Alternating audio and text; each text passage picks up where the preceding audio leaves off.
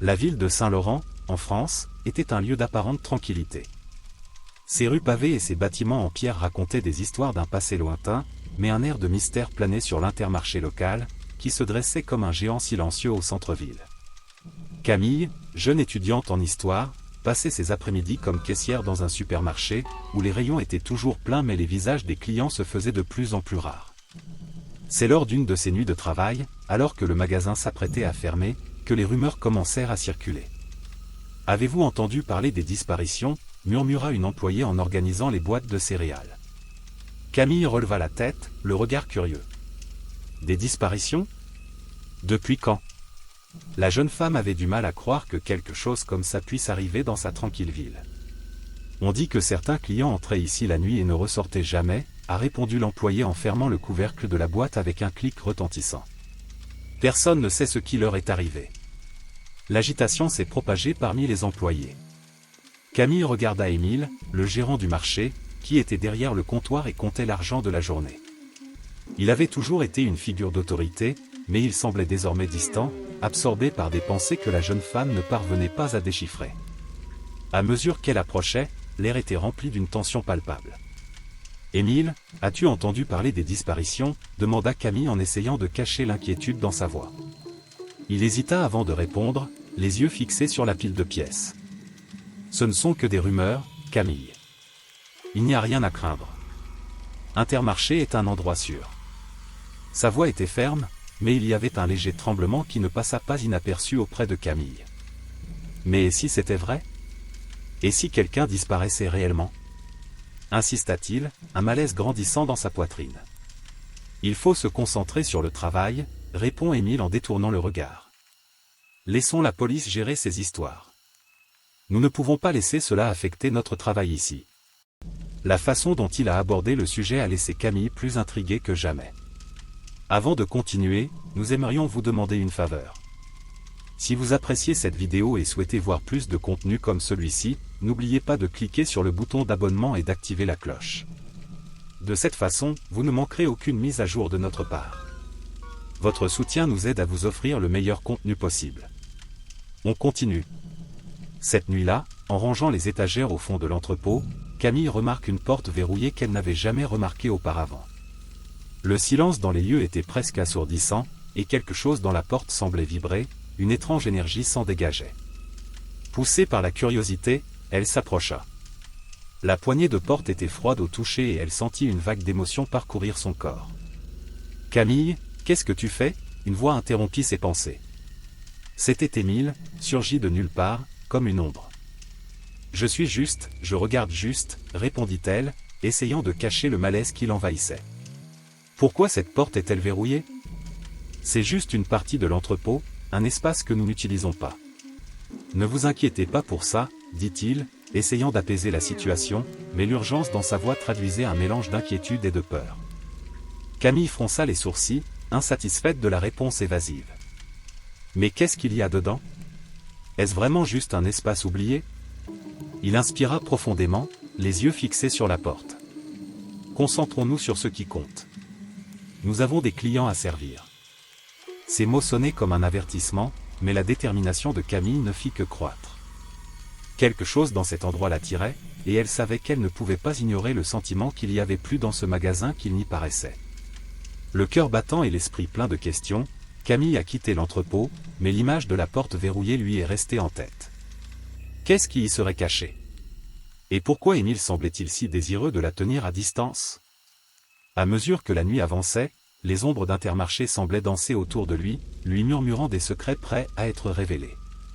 Camille inspira profondément, son cœur battant à tout rompre alors qu'elle s'approchait de la porte verrouillée au fond de l'entrepôt. Le sentiment que quelque chose l'appelait était irrésistible. Elle toucha la surface froide de la porte et pendant un instant, il lui sembla qu'elle pouvait sentir un pouls, comme si quelque chose était vivant de l'autre côté. « Qu'est-ce qu'il y a ?» pensa-t-il en hésitant un instant. Puis, avec une impulsion soudaine, elle décida qu'elle devait découvrir ce qui se cachait derrière cette barrière. Dès qu'elle poussa la porte qui s'ouvrit avec un grincement inquiétant, Camille descendit un escalier étroit et faiblement éclairé. L'air était lourd et empli d'un arôme doux, presque maladif, qui la faisait tousser. Alors que ses yeux s'habituaient à l'obscurité, elle réalisa qu'elle se trouvait dans une vieille cave, avec des murs en pierre et un sol recouvert d'un tapis de poussière. La faible lumière de sa lampe de poche révélait des bougies fondues disposées en cercle, et sur le sol, d'étranges symboles étaient dessinés à la craie, formant un motif qui semblait vibrer d'une énergie propre. « Mon Dieu !» murmura Camille, la peur grandissant en elle. L'atmosphère, épaisse et oppressante, semblait murmurer des secrets du passé. Alors qu'elle explorait les lieux, une sensation de déjà-vu l'envahissait, comme si ces images et ces sons lui étaient déjà venus à l'esprit. Un frisson lui parcourut le dos en imaginant les rituels qui auraient pu s'y dérouler. Soudain, Camille entendit des pas derrière elle. Il se retourna vivement, faillit tomber, et vit Émile descendre les escaliers, l'air inquiet. « Camille ! Que faites-vous ici ?» s'exclama-t-il, les yeux écarquillés d'inquiétude. « J'avais besoin de voir ce qu'il y avait derrière la porte, » dit Camille, essayant de cacher la peur dans sa voix. « Regarde ça, Émile. Ces symboles, et les bougies. Qu'en sais-tu » Émile hésita, ses yeux parcourant l'espace. « Je ne sais pas. Ou plutôt, j'en sais un peu. Mais ce ne sont que des légendes, Camille. De vieilles histoires que les gens se racontent pour se faire peur. Mais qu'en est-il de la disparition des clients ? N'est-ce pas une coïncidence si tout cela se produit ? Vous ne pouvez pas simplement l'ignorer. » insista Camille, la voix montant en hauteur. Il soupira, paraissant plus âgé que ses 30 ans. La vérité, c'est qu'Intermarché a été construit sur un ancien lieu de culte. Il y a longtemps, il existait un culte qui effectuait des rituels sacrificiels pour assurer la prospérité du commerce. Mais ce n'est que de l'histoire, rien de plus. Mais si ce n'était pas qu'une histoire ? Et s'il se passait encore quelque chose ? Camille ne pouvait réprimer le malaise qui grandissait en elle. « J'ai fait des cauchemars, Émile. Des personnages encapuchonnés m'appellent à cet endroit. » « Les cauchemars, c'est juste ça, des cauchemars, » répondit Émile, mais sa voix se brisait un peu. « Nous devons y retourner.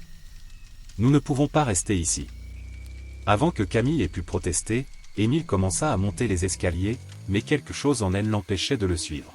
« Attendez !» cria-t-elle, le faisant s'arrêter.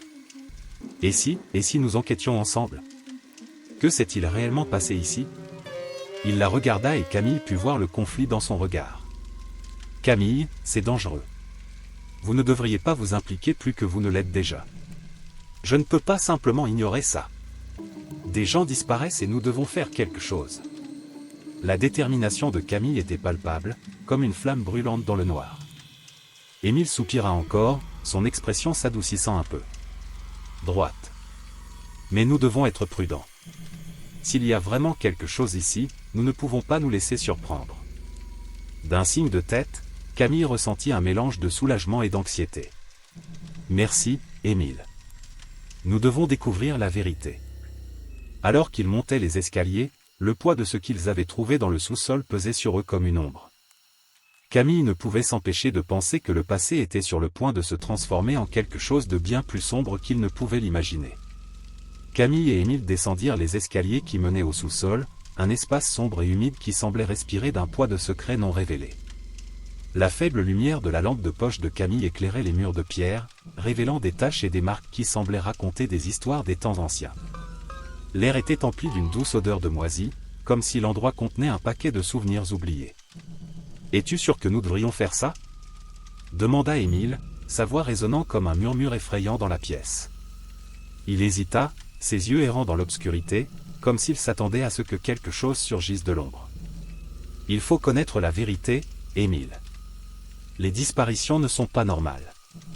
Il y a quelque chose qui ne va vraiment pas ici, » répond Camille en tenant fermement la lampe de poche, essayant de rassurer son compagnon. « D'accord, » acquiesça-t-il à contre-séhur, son expression s'adoucissant à mesure que la détermination de Camille devenait contagieuse. « Allez. Mais si quelque chose arrive, nous sortons d'ici. » Bientôt, ils atteignirent le fond du sous-sol, où la lumière de la lampe de poche illumina une table en bois usé et couverte de poussière. Camille s'approcha, observant attentivement la surface. À côté de la table, une vieille étagère était remplie de livres poussiéreux. Quelque chose dans l'atmosphère semblait vibrer, comme si l'espace lui-même était vivant, les attendant. « Regardez !» s'exclama Camille en désignant un objet recouvert de tissu. « Qu'est-ce que tu penses que c'est ? Émile s'approcha en tirant délicatement le tissu. Il révéla un journal intime, dont les pages jaunies et déchirées semblaient parler d'un passé lointain. Un journal ? C'est intéressant, dit-il en passant ses doigts sur la couverture usée. Voyons ce qu'il dit, suggéra Camille, feuilletant déjà les pages avec des mains tremblantes. Les mots, écrits dans une calligraphie ancienne, racontaient des histoires de rituels, d'offrandes et de sacrifices qui, selon l'auteur, étaient réalisés pour assurer la prospérité du commerce local. Le cœur de Camille s'emballait à la lecture des descriptions détaillées de cérémonies qui semblaient tout droit sorties d'un cauchemar. « C'est tellement dérangeant », murmura Émile, la voix pleine d'incrédulité. « Croyez-vous que cela pourrait être réel ? » « Je ne sais pas, » répondit Camille, l'esprit tournoyé par les implications. « Mais des gens disparaissent, Émile. Nous devons prendre cela au sérieux. » Au fur et à mesure qu'il continuait à lire, la tension dans l'air augmentait.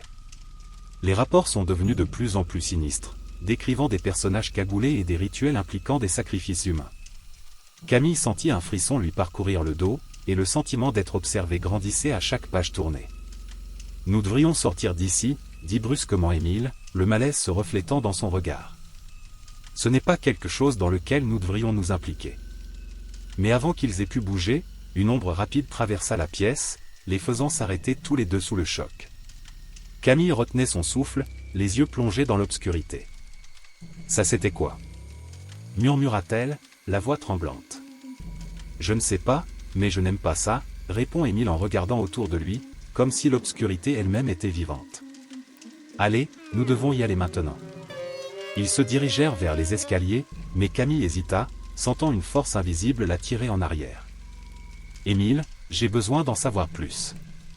Nous devons comprendre ce qui se passe ici. » « Camille. » Il l'éloigna, l'urgence dans sa voix était claire.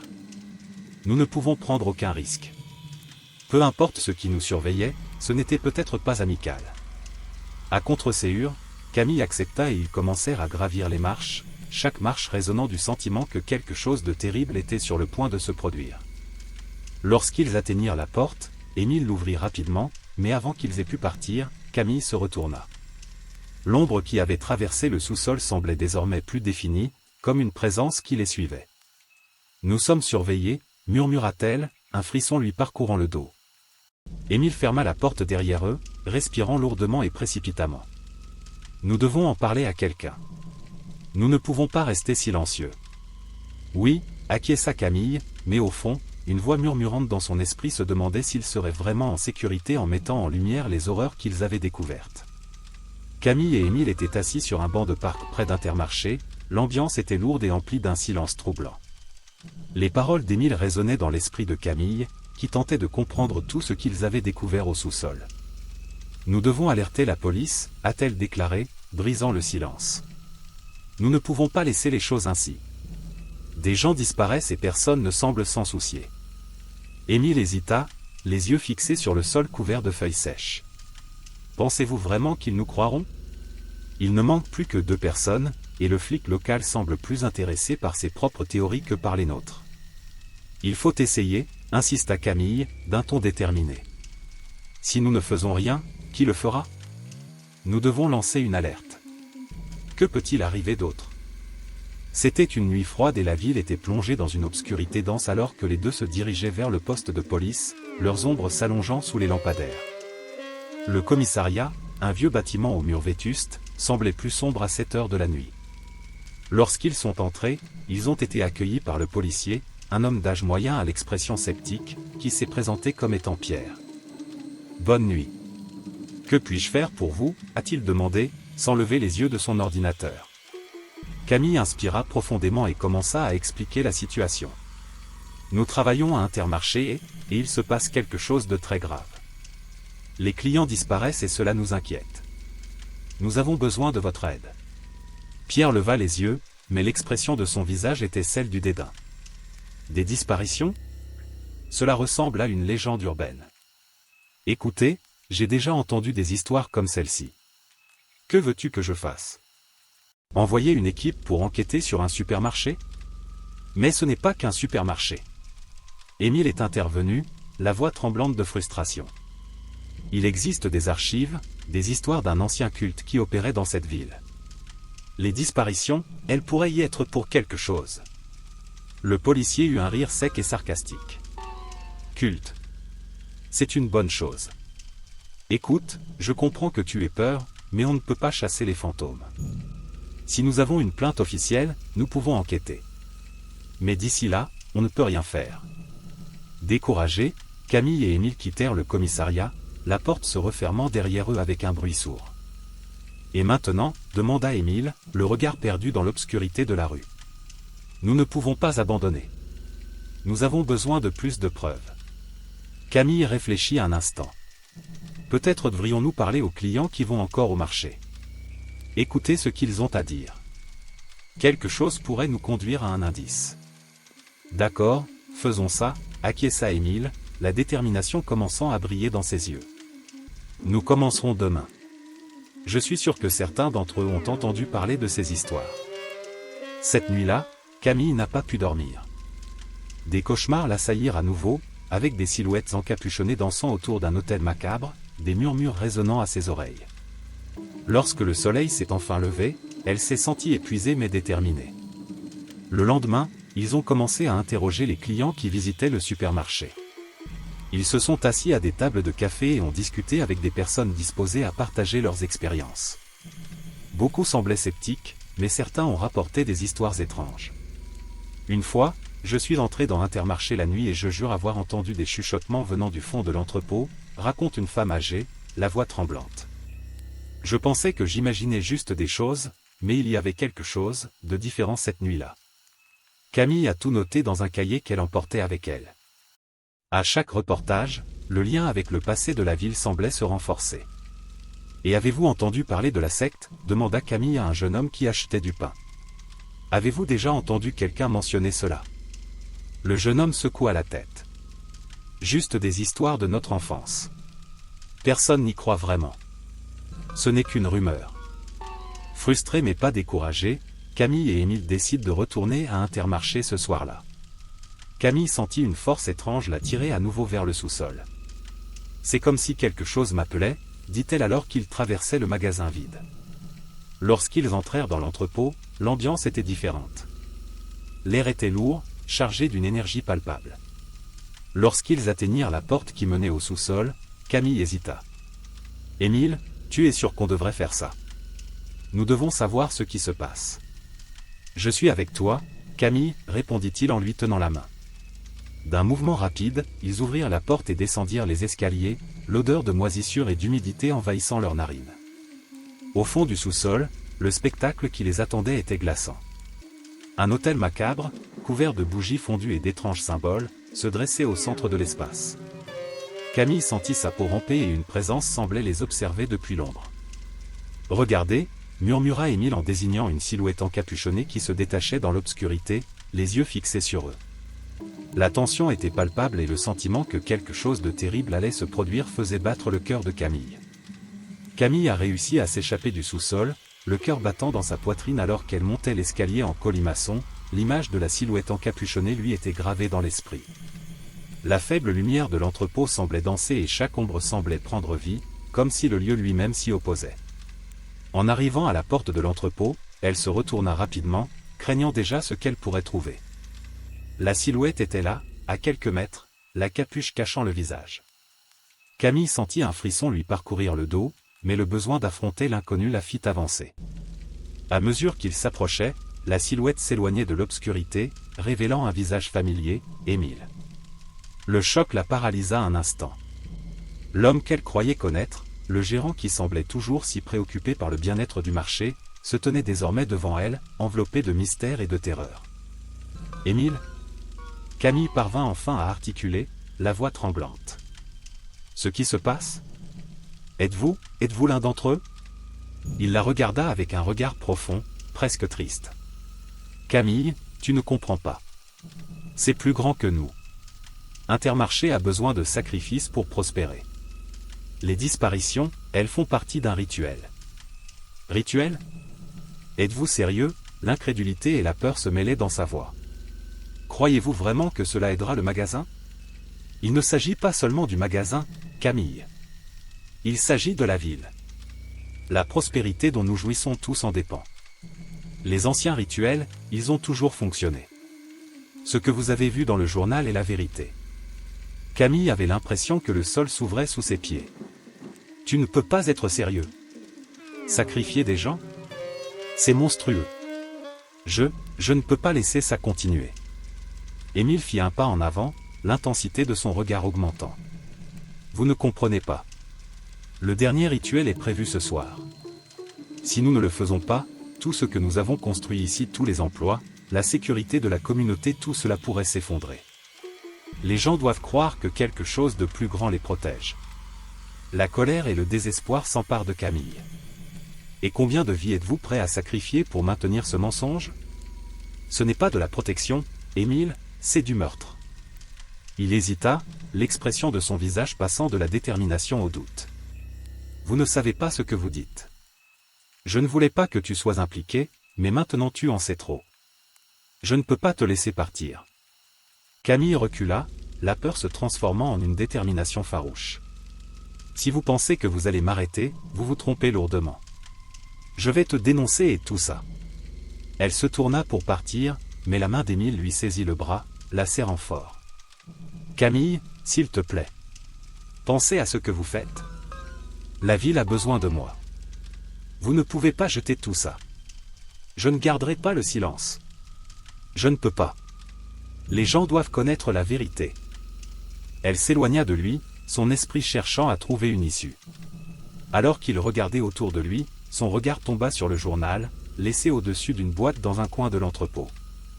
Elle se lança vers l'objet. Camille, non. La voix d'Émile résonnait de désespoir, mais il était trop tard. Elle prit le journal et, en l'ouvrant, trouva une nouvelle entrée. Ce qu'il a lu lui a fait arrêter le cœur. Prochain sacrifice, Camille. La pleine lune apporte de nouveaux pouvoirs. Le rituel doit être complété. La terreur l'enveloppa. Tu comptes me sacrifier? Les mots sortaient dans un murmure, à peine audible. Émile ne répondit pas, il la regarda simplement, son expression étant désormais un mélange de culpabilité et de résignation. Ce n'était pas censé se passer comme ça. Mais maintenant, vous faites partie du plan. Ils ne peuvent pas te laisser partir. Camille sentit le monde s'effondrer autour d'elle. La lutte intérieure d'Émile était palpable, mais l'urgence de s'échapper et d'arrêter le rituel dominait ses pensées. En jetant un dernier regard sur Émile, elle comprend qu'il faut agir vite. Sinon, la ville et sa propre vie seraient en danger. Camille sentit son cœur s'emballer alors qu'elle exposait méticuleusement son plan. Les rires des gens résonnaient dans son esprit, mais maintenant, au lieu des quolibets, elle imaginait ces mêmes voix réclamant justice.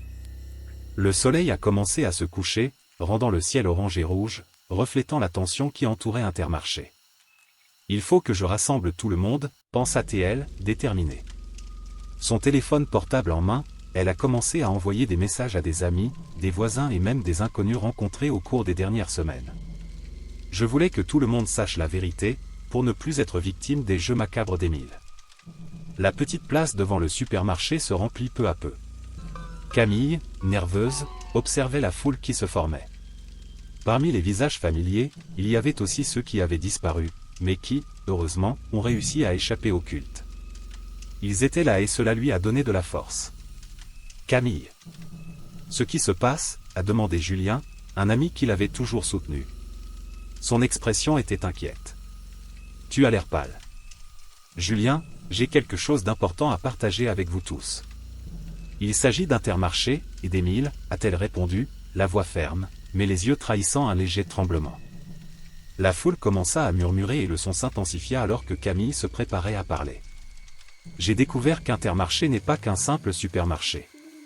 C'est un lieu de sacrifice, de sombres rituels qui garantissent la prospérité à travers le sang et la douleur.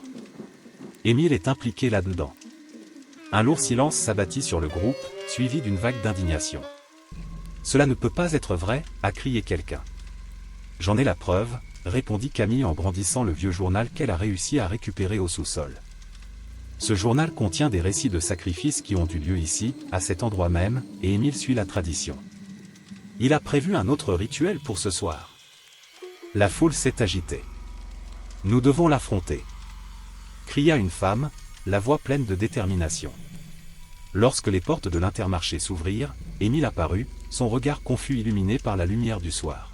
« Que se passe-t-il ici » demanda-t-il en essayant de garder son sang-froid, mais la tension dans ses yeux trahissait son inconfort. « Émile, vous ne pouvez pas échapper à la vérité. Nous savons tout ce qui se passe ici. » cria Camille en chargeant vers lui. « Vous ne pouvez plus le cacher. Les gens sont là et la vérité sera révélée. » Camille, tu ne comprends pas. Je fais ça pour sauver notre ville.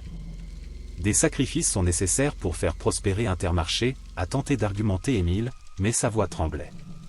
Sauver notre ville? Vous vous trompez. Tu es le vrai monstre. Camille a répondu avec véhémence.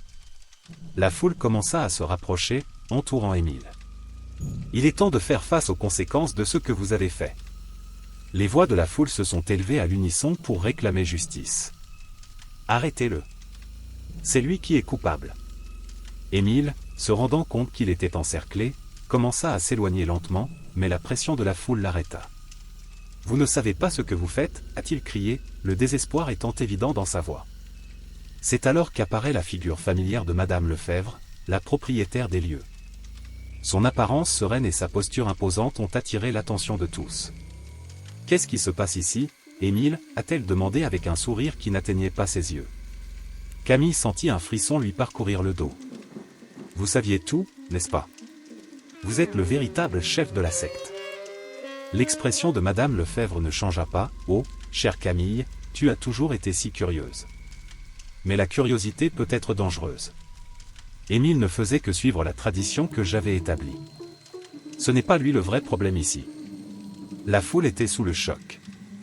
Vous n'avez plus besoin d'avoir peur. Le service est terminé, a crié Camille. Emmenons-le à la police. Avec l'arrivée des autorités, Émile réalise enfin qu'il n'y a plus d'échappatoire. Vous ne pouvez pas faire ça. J'ai tout fait pour toi. Mais la foule n'avait aucune compassion. La vérité était révélée et la ville commençait enfin à se libérer des horreurs du passé. Camille regarda autour d'elle, sentant un poids se détacher de ses épaules. La ville pourrait enfin guérir. Si vous avez aimé le contenu, n'oubliez pas de laisser un like, un commentaire et de partager avec vos amis. Votre commentaire est essentiel pour la croissance de la chaîne. Et regardez cette vidéo qui apparaît à l'écran. À plus tard.